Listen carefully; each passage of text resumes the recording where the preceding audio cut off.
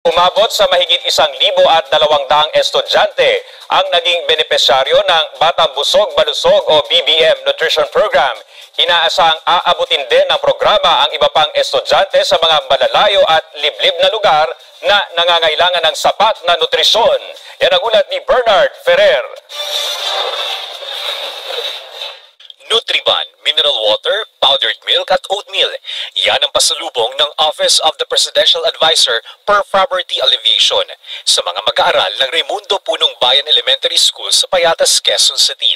Kasabay ito ng paglunsad ng Batang Busog Malusog o BBM Nutrition Program na bahagi ng Bagong Pilipinas Program ni Pangulong Ferdinand R. Marcos Jr. Target ng administrasyon na matutukan ang estado ng nutrisyon ng mga estudyante sa bansa. Mahigit 1,000 mag-aaral mula kinder hanggang grade 6 ang nabiyayaan ng programa sa nasabing eskwelahan. Pinaunahan ito ni Presidential Advisor for Poverty Alleviation, Secretary Larry Gadon. Katuwang naman ng BBM Nutrition Program dito ang isang pribadong organisasyon.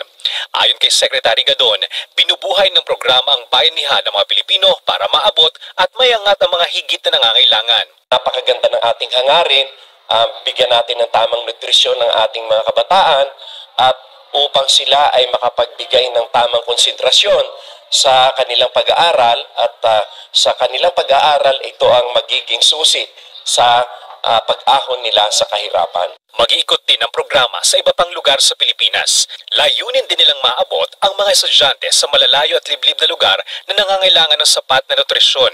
Inspired din kami dito sa adikain ng ating mahal na Pangulo Bongbong Marcos sa kanyang programa na talagang iangat sa kahirapan ang mga nasa mababang antas ng ating mga kababayan.